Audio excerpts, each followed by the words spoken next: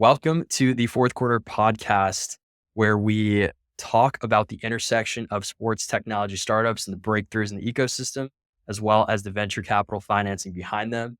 My name is Sid Balaga, and I have Suraj Paramanu as my co-host here today. And we have a really cool guest, Luke Bogus, the founder and CEO of Dropback Sports, ladies and gentlemen. Dropback is the software suite that's powering college athletic departments, specifically for the NIL revolution, and covering everything from managing roster limits to team salary caps, strategic planning, and basically being a co-pilot for front office execs and GMs and athletic directors. They recently raised $1.6 million in funding and are also graduates of Y-Combinator. Luke, thank you for being here, my guy. Yeah, no, it should be a lot of fun. Really excited to chat. Thanks for the invite. Of course. Just get started. Actually, funny enough, when we started the fourth quarter as a newsletter, one of our very first articles, we wrote about your original startup, Fan Cave, which was in Y-Com, right? At the time, I think it was a product that was raising, or fans had the avenue to raise money to help, convince their favorite high school athlete to join their university. It seems like there's been a pivot, and we got to Dropback, which we're seeing, a lot of traction for with the $1.6 million pre-seed round. Just curious, how was that process or that journey, pivoting from Fan Cave to Dropback, and what was the inspiration, as to why you made that decision? Yeah. So I guess quick history, graduated from the University of Nebraska, was born and raised in Nebraska. So diehard sports fan pretty much out of the womb. Went to every single Husker football game with my dad, went to UNL, went to every game there, was part of the band actually. So being a sports fanatic was always been in my blood, but went the tech route for my career. So worked at Microsoft out of graduation, interned at Huddle in undergrad, and then I ran product for a Series A turned Series B healthcare company. Before we decided we meaning my co-founder Nick and I, we were buddies in college, didn't really love our jobs. He was working in gov tech, I was working in health tech, and we wanted to work on tech that we found fascinating. And what better way to make your 9 to 5 be the thing that you do on the weekends? And so we were just let's just build in sports, quit our jobs, and just had the pipe dream to build in sports, whatever that meant. And we just didn't have a network in sports, knew nothing about the business, had no, connections, started cold emailing, cold DMing people about kind of problems in the space, learning about, how does recruiting work? How does group licensing work? And then we got obviously into the world of NIL. Now with a lot of these NIL collectives, they're called, and we learned a lot about their operations. They've matured a lot over the last year, but call it about a year ago, it was really these third-party shell corporations that were basically funneling money to 18-year-olds on these crazy predatory contracts with crazy, exclusive licensing agreements. And it was wild. And so we applied to Y-Combinator with this idea that the compensation system for athletes is broken. For way too many years, too many people were making too much money off the backs of unpaid labor, which is college athletes. Finally, athletes got the ability to earn an income through name, image, and likeness in 2021. But the pendulum swung a little too far, and kids were unfortunately getting ripped off, promised money that they weren't earning because the system in which they were getting paid just wasn't working for student athletes. And so we started a company called Fan Cave, which you're referencing, that we wanted to give power to the fans, power to the athletes, and remove that third-party shell corporation from this weird funnel of funds, from fan to collective to athlete for the school. Let's just have fans directly support the athletes that they care the most about and kind of have an ability to connect and attach with the athletes directly. Shipped that, did a big launch, went through Y-Combinator with the idea, learned a lot from customers, continually shipping, continually talking to customers, learned what it was like to not have product market fit, have a bunch of learnings there that I'm happy to talk about. But the kind of general thesis of the system is broken, how do we help fix the system to pay athletes, was kind of fixed for us. This huge settlement, House versus NCAA, has been in the workings for a while, this huge major lawsuit for kind of suing student athletes, suing the NCAA for, kind of back paying earnings. Finally, it was preliminarily drafted to have a settlement earlier this year in July. And so we were kind of at this point where Fan Cave wasn't really working out. We weren't really seeing product market fit. And then the settlement that came out basically described the new rules of the road on how athletes would get paid, established a clearinghouse, established a cap. And immediately the same people we were talking to that talked about how broken the system was were now talking about how the heck are they going to operate within these new rules of the road. They were given $20 million to spend on their roster. How are they going to spend that money? Who are they going to spend it on? How do they not go over budget? How do they stay within the rules? And so pretty much overnight, we went from kind of building the new clearinghouse and the new system powered by the fans to trying to enable these collectives and soon to be these general managers to help them optimize their new $20.5 million salary cap. So, the classic B2C to B2B pivot became Dropback in about September, built an MVP in about a month. One of our first customers was Northwestern through their collective, launched in October. And it's kind of been off to the races since. It's been a lot of fun. Luke, that's awesome. When you think about Y-Combinator, you don't traditionally think about sports tech companies and sexy ideas going through the program. Maybe tell me a little bit about that journey. Like, was that helpful? I'm assuming from like a foundational, building a startup lens and the mentors and the learnings for sure. But was there anything specifically that helped the sports tech sector in building in that space? Yeah, I think we were one of the first collegiate sports tech investments they ever did. And we have one other sports tech investment in our batch. And the one before that was like a betting company. And there's really only been like 10 or 15 in the history of YC. So that was an honor and that was interesting. And we had a similar question of like, what kind of sports tech information can they really help us with? I think the biggest thing we learned in Y Combinator is that, YC is like a big psychology course. They teach you how to start a company agnostic of what the company is about. The group partners are really good at not giving you answers to your questions, but instead they give you examples of how things have gone in the past for like similar ways in which you are going down. And, we've seen this fail many times, so don't feel that way. We've seen this kind of work. This might work for you. So they're really good at like pattern recognition and pattern matching. And they're really good at, basically not telling you the answers, but kind of giving you the psychology on how you should start a company, how you should be scrappy, how you should be technical, how you should not, over index on certain parts. And so number one, I was kind of nervous when we pivoted. It's like everything we learned in YC is gone. Not true. We went back to our roots and our roots were established during Y Combinator when we went through the pivot. So that was really beneficial. I think the second point is that it really made us not rest on our laurels or not come in with any preconceived notions. YC's whole thing is build something people want. That's kind of their big tagline. And what that means is that people want something that they're willing to pay for. So don't get conned into building something that you're giving away for free, because if you're giving it away for free, you don't have a business. So something people want means something people want to pay for. The only way you know if people want it is if you're constantly asking questions, if you're constantly talking to users, if you're constantly putting yourself out there. And I feel like a lot of times in the sports tech sphere, people were former athletes or they were like formerly in an athletic department, which is great. But there's a really easy way to rest on your biases of the things that you think you know and the problems that you think you have and the ways that you should build the problem, that you rest on what you know and you don't go out and seek new information and new ideas. And so by not having a network in the sports tech space, by not knowing anything about sports, but knowing how to code and knowing how to run businesses, that made us like super biased to action towards like constantly talking to users, constantly getting feedback, constantly questioning our assumptions.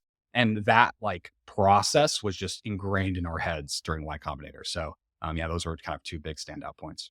Very cool. Yeah, actually, me and Sid, one of our closest friends from back home, he was also in YCom, and he also went through a pivot. One that was actually similar thing to you, direct to consumer.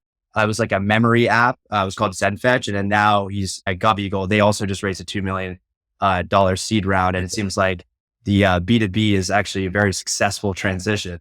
All roads lead to B2B, baby. All roads lead to B2B.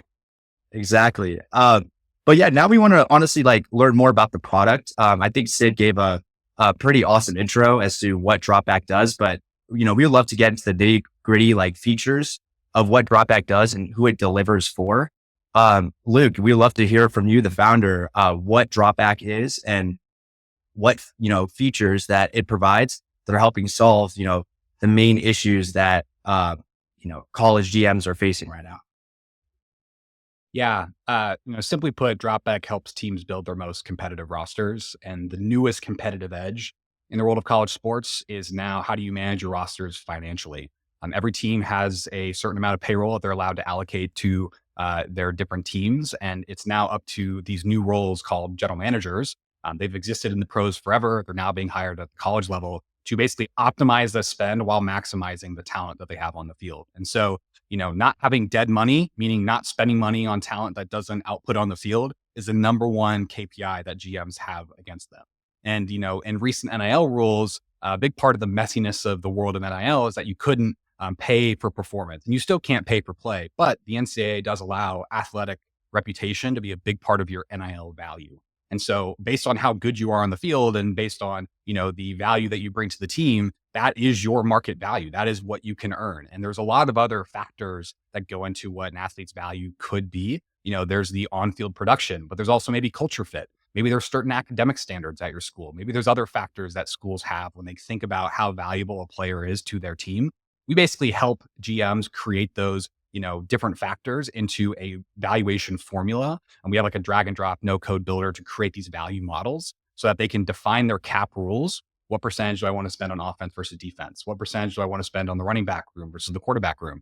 And then from there and from those slot values, being able to actually come up with bespoke valuations by them creating all these different metrics on how do I want to value what percentage should be a culture fit grade? What percentage should be an academic grade? What percentage should be a athletic skill grade that's maybe rooted in your speed or your height or your weight or your PFF grade or your 40-yard dash? Point is we give teams a entire playground to create these parameters, create these algorithms, so to speak, on how they want to value talent. So for the first time, we're giving general managers the same firepower that the pros have. Pros have software engineers, quant researchers, salary cap managers to figure out, the dollars and cents, crunching the numbers of what players are worth. That exercise is now coming to college sports, and we want to be the toolkit to let general managers do that and build their most competitive teams. Luke, you mentioned earlier that when going through Y-Combinator and starting this journey, you didn't have a robust network in sports. So maybe talk to me about the customer discovery, the process of talking to ADs, coaches, NIL collectives, and like what were the key main points that stood out to you?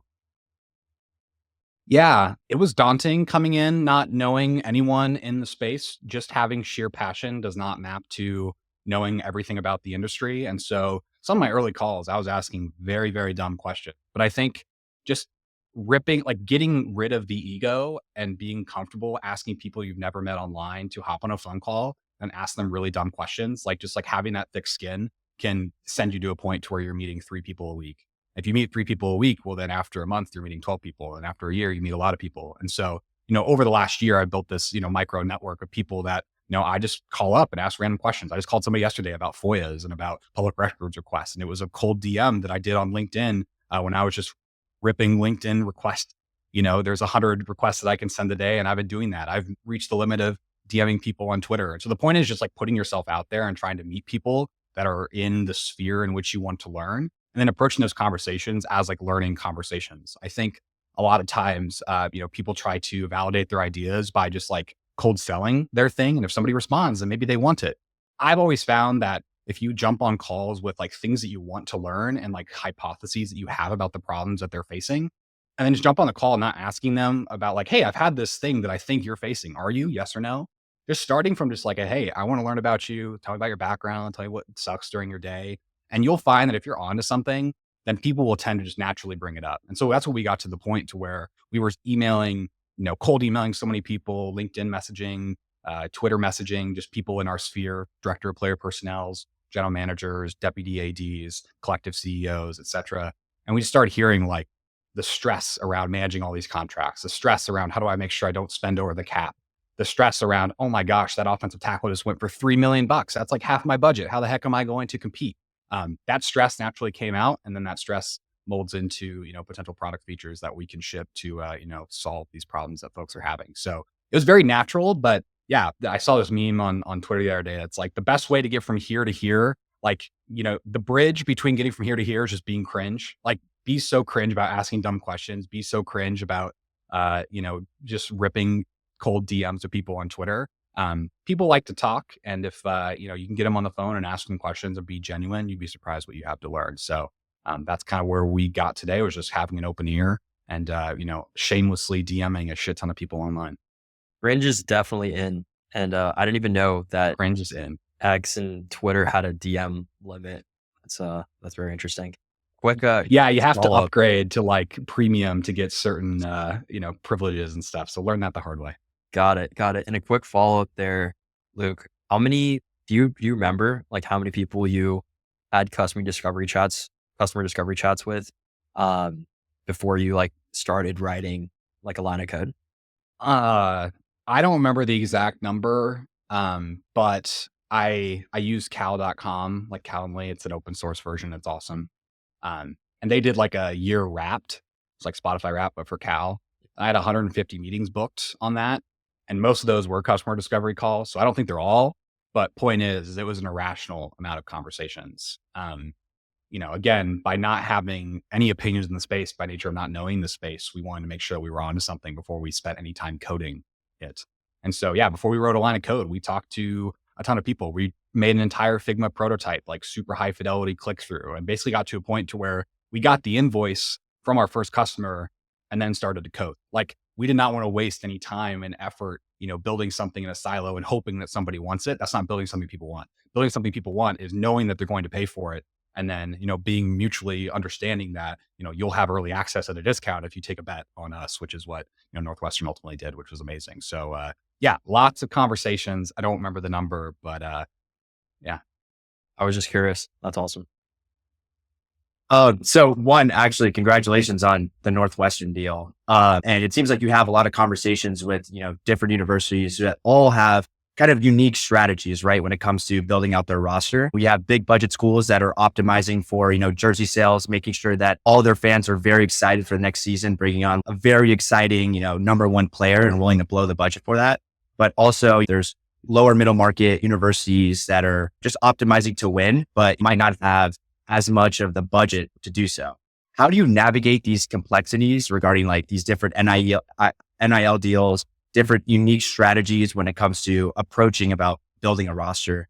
How does Dropback navigate those? And what is like your approach when you're talking to maybe a Northwestern, for example, or maybe in the future, a team or university like Alabama? Yep.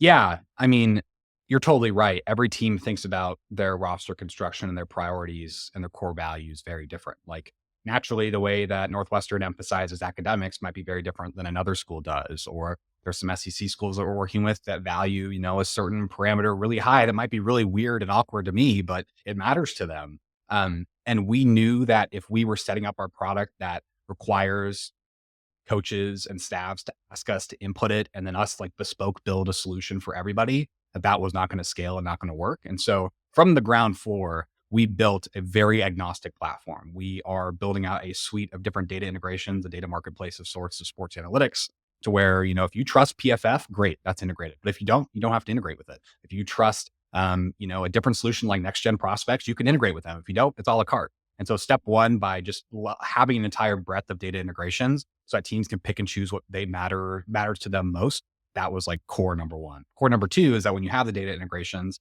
how do you build these methods and these, valuation formulas, as we call them? That's why we made it a no code, click and drag experience to where you don't have to be a coder to build these models. And you can have a model be whatever you want. So we just built the infrastructure for metrics and some kind of data science under the hood and parameters and targets and baselines and min max and different regression types.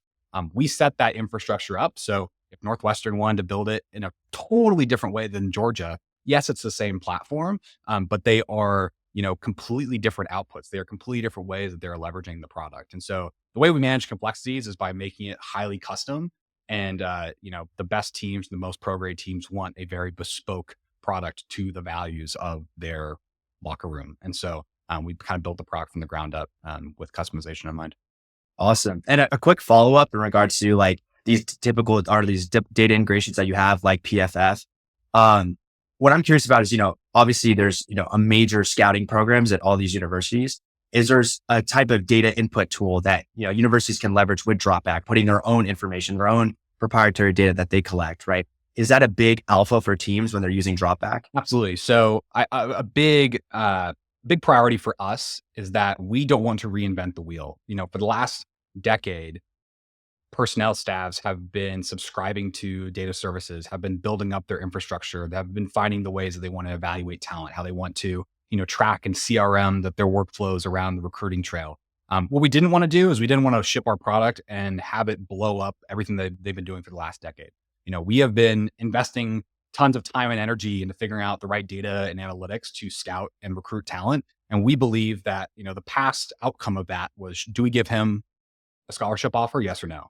And the new question that all these personnel staffs have to answer is, what is the financial offer on top of the fact that we are scouting them, recruiting them, and then what are they worth? And so we believe that, to our point earlier, every team has a bespoke process and bespoke values that they want to monitor. but they also have bespoke data solutions that they might use. And so we have, first off, built a network of about 12 data integrations just out of the box to where if they use those services already, they can plug and play those from day one.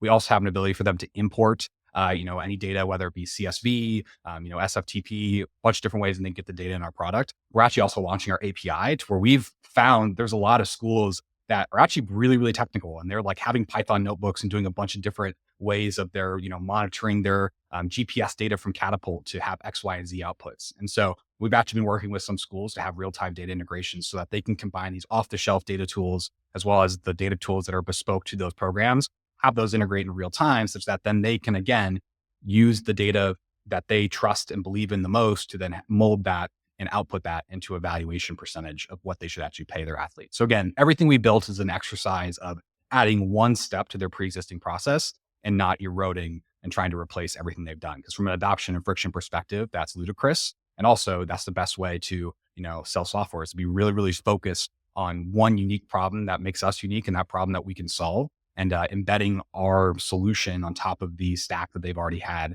has turned into, a faster, adoption acceleration for us too, which is great. Luke, can you talk about after discussing with ADs and GMs and working with clients, what are the biggest KPIs or the most important KPIs that they are using Dropback to track for their teams and departments? Yeah. The general theme of KPIs, I would say, well, stepping back, right now is also a very right now is a very pivotal time that we are entering the industry where for years prior, these are like nonprofit, governmental, bureaucratic, bloated agencies. And so breaking even, like that's good. And having a bunch of headcount, who cares? Just kind of like running the program for the sake of student athletes, that was the goal. And now we've learned that providing athletes with more opportunity, whether that be monetarily, whether that be facilities, whether that be, other benefits, to do that costs money. And, the $20 million hit that they're going to take on their payroll, that's $20 million in expenses. So being, basically break even over the last X years, and now you're $20 million in the hole, what are you going to do? So now the word KPI and OKRs and business thinking is actually making its way into college athletic departments. There's been a couple athletic departments that have performed layoffs, things that were just like crazy, 3 years ago in college sports, very normal in a business because that's what you have to do to grow and accelerate and grow profit.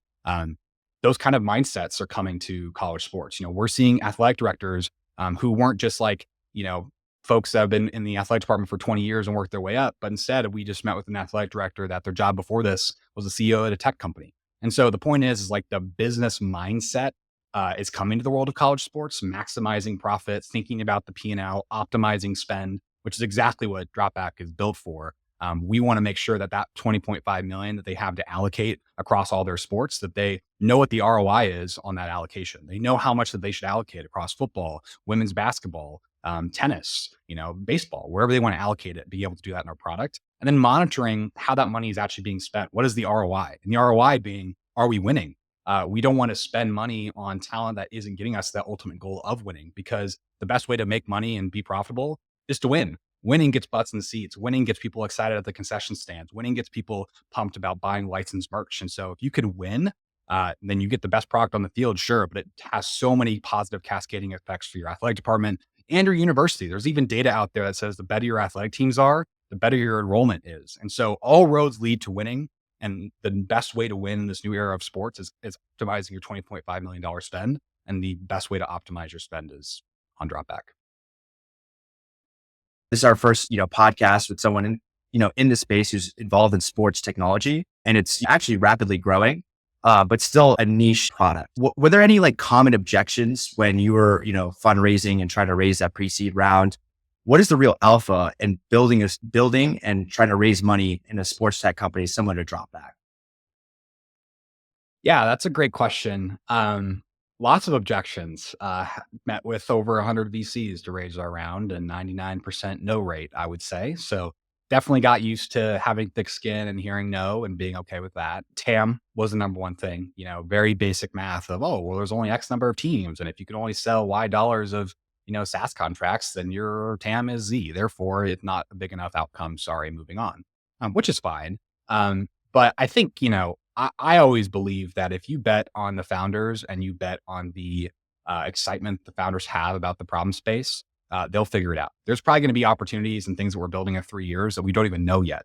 And we can't get to that point unless we build something that people want for the next 3 years and traverse with our customers the problems that we need to solve. And so I think we got a lot of objections on rudimentary handling of our current contracts, and current TAM equals way too small for us. And what we believe is that, if you're on the ground floor of a growing industry in the number one budget, most defensible budget pool in universities, which is the athletic department, and of that within football, one of the most salient, persistent ways to spend money is we want our football teams to be good. We want our sports to be good. And so, taking a bet on a really strong cost center and being on the ground floor of this booming industry, which is paying college athletes, athletic or NFL, NBA, all the pro sports collectively bargain with their athletes. And therefore that collective bargaining outputs about 50% revenue distribution between the leagues and the teams and the players. And the salary caps for teams in the NFL is like $250 million. Today, the salary cap for college sports is 20. And there are effectively an MLB team, an NBA team, and an NFL team all within the confines of the University of Nebraska. And they're only splitting about $20 million in revenue amongst all those sports. And so, not saying that we're going to be at NFL, NBA, MLB levels, but generally taking a bet on an industry and following the journey of your customers to keep solving their problems will output a positive result. And on paper, the basic TAM calculations might not click. And so that was probably the biggest objection we had. And then just kind of like one general theme about, venture capital, my venture capital experience. And this is with all due respect to all the people I talked to. And I'm really pumped about the people that took a bet on us. But generally speaking, just being really, really numb to the inputs and the feedback. I think it's really easy to hear a couple no's and take all that feedback to heart and have that influence your business. One of the biggest things YC always talked about is that fundraising is a side quest. It's not the main quest. And the main quest should never be impacted by your side quests. Don't let the outcomes of your side quest traverse the path of your main quest. And so that means if there's feedback on what your business model should be, or, oh, you guys should prioritize this, or, oh, that pricing is really wrong. Well, they're not in the arena. They're on that side of the, screen for a reason. And so it's like, take that as input. But I just drew a wall between that input from my conviction. And so, definitely there's value in the feedback that you're getting, but if you take that feedback too much to heart, you'll get demoralized and you'll stop walking on your main quest. So I've just found that having a very, very tight separation between that side quest of fundraising and the main quest, which is building something people want, kind of helped me endure the 100+ conversations I had throughout the fundraising trail. Luke, so far we looked back on the Dropback journey and the evolution from Fan Cave and what it currently is, but where is it going? Like, are we expanding sports soon? What can we expect to see on the Dropback front coming forward? Yeah. So when we launched in October, we were very focused on college football and very focused on the front office aspects, basically using data to create financial models to value athletes. We have found through a bunch of demos, conversations, pilots that customers are slowly pulling features out of us, which is starting to feel like product market fit, knock on wood. But many things we've already shipped are on our back office modules. So we take all that strategy and outputs around your roster, and now we're auto-generating contracts, auto-preparing payment schedules in your payroll. So we've launched our kind of the budgets, contracts, and payroll pieces. We've been focused on football, but we have some inbound from basketball clients. And so we're shipping our basketball stack here very, very soon. We built our product to be sports agnostic, but we're getting really deep now in all those data integrations I spoke about with football, doing that for basketball, maybe someday doing it for baseball, maybe someday doing it for volleyball. And so I think going deep with sports, different sports options is definitely on the roadmap for us. There's also just a ton of business items that are now open to the world of compensating athletes, or rather, there are a lot of complexities that are now open because of the fact that we're now compensating athletes. You obviously have, what should we value them? That's a new question. How do we do contracts and payouts to them? That's a new question to answer. Maybe like the pros, we want to insure against those contracts. Maybe like the pros, we want to predict what those contracts could be 1, 3, 5 years out. And how do we optimize and predict spend in 2029? There's a lot of really, really fun kind of business optimization tasks that we can do in our product that we're pumped about, and just keep delivering results. I mean, there's a lot of ideas that we have. And like I mentioned, if you just keep grinding and keep, offering solutions to problems that your customers have, your product will look like a massive ecosystem in 3 to 5 years. And so of course we have ideas. We're trying not to get distracted by that. We're trying to be really, really laser focused on providing value to our early clients and really focused on football, basketball, and our kind of core set of promises. So yeah, the startup problem is constantly teetering between having your, feet on the ground, but also your head in the clouds. So, constantly battling with that, but that's part of the fun of starting a company. Love it. What aspiring or what information or advice do you have for aspiring sports tech entrepreneurs, Luke? Um, I would say that not having a network in sports, not having been an athlete should not be a filter for you. I think that was a lot of like people looking down on me for just being this like casual Nebraska sports fan who like wants to be rubbing noses with all the other sports tech founders. And I was like, get out. And again, nothing against anyone I met, but that was just kind of the vibe. I kind of felt inferior because I wasn't an athlete or because I hadn't worked in sports or because whatever, like building something people want, building a great product. That actually was my superpower. I was just like very open about asking questions, acting dumb all the time, trying to learn the actual problems and get real answers to things. And so, number one, just be shameless about the fact of asking questions and learning, and don't feel inferior if you weren't like a former starting quarterback on the whatever team. It doesn't matter. That's not a entrance criteria to starting a company in the space. I would say the second thing is, and this is just mostly the advice I give to people wanting to start a company, is just make sure that you're in it to actually want to start a company. What I mean by that is like having side projects is awesome. Definitely if you love just like tinkering with data on the side or like having side projects for fun because you want to learn. But I think way too many people think they're running and starting a company, but really they're just like doing startup competitions and they're like running a really dope LinkedIn page and they have like, they're just like not actually building something people want because they're not bought into like running it like a business. And so I feel like sports is unique in that, a lot of people don't start accounting companies because they're casually interested in accounting and doing accounting on the weekends. Like you're either starting an accounting company because you solved their problem and you want to make money, or not.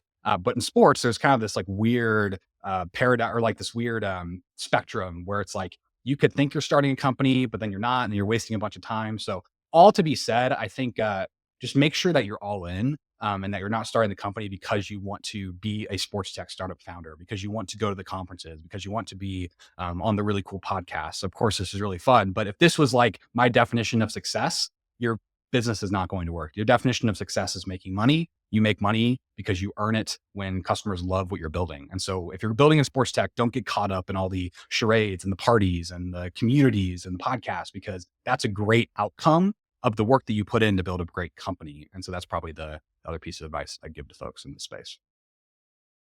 Great. Luke, that's really helpful advice. And kind of like our last question, and just we wanted your take on just the innovation that's going on in college sports, right? You're obviously, helping push that envelope. I'm curious for any listeners out there who are interested in like building a startup that's oriented technology and helping improve college sports. What are some areas that you think they should be looking at to really like build up on what you are doing with Dropback? Yeah. This might be a non-answer, but this is a great tip that I received when we were exploring ideas in the space, which is, look at massive corporations, within the Fortune 100, the Fortune 50. What features on their website are neglected, yet those features are basically like the 100% focus area of an organization within a company. Like, Microsoft might have this product that has a sub feature that has this thing that, powers the entire organization of the compliance department or something, right? It's like there's these like really niche things that are neglected in these bloated organizations on the Fortune 100 that if you can just ship a great, cheaper, faster, better version of that little tiny thing that Microsoft or a behemoth is losing focus on, you can outship them and win. That's how a lot of big companies exist and start. It's like, well, Microsoft already does that. So why would I buy this thing that's this little tiny part of this broader stack that I'm buying? But if that little tiny part is 10x better, 10x faster, and you're rapidly shipping, typically you can kind of beat the incumbents when you have a better, version of that product. There's a lot of that today in sports tech. There is a lot of big companies that have literally 100% market penetration on college football teams, athletic departments that have been around for 15, 20 years, kind of rest on their laurels, increase the price, don't have a lot of innovation to give to the table. And, we obviously have our ancillary to that, I'm not going to say the name of it, but you could probably do your research and figure it out. If you just have the David and Goliath story, and if you look at what are the things that, big conglomerate companies are resting on their laurels on, yet teams and your customers rely on that software every day. If you can build a 10x better, faster, cheaper version of that, you're probably onto something. And again, just from my preliminary looking at the space, there are a lot of companies and a lot of different sectors of sports tech that fall in that category. And with this new wave of college sports being very business oriented, the best product's going to win. Teams or products that have just been existed for the last 10 years or massive bloatware with like massive annual SaaS fees, that's going to start getting scrutinized. And we're going to start thinking about what are the better, faster, cheaper options on the market, because these athletic departments are starting to operate like a business. And so with that kind of macro decision-making trend, with also the trend that there's a lot of incumbents in the space that have been resting on their laurels, there's a lot of opportunity in the sports tech space right now. Luke, as we wrap up, is there anything that you'd like to include or wish that we asked you? I don't think so. I think we covered it all. I appreciate the conversation. It was a lot of fun. And yeah, pumped for you guys. I'm glad you guys are building the fourth quarter. It's really, really fun to read. And I think the market needs something like this. So I appreciate you guys offering me on the podcast in the first place. And keep grinding, keep writing, and keep hosting people on the podcast. I love it. I love it. Luke, thanks for being one of our early guests. And I'm looking forward to our continued evolution and documenting the journey of all of us on this pod. Cool. Can't wait. Well, thanks for the time. Really appreciate it. Appreciate you, Luke. Take care, man. See you guys.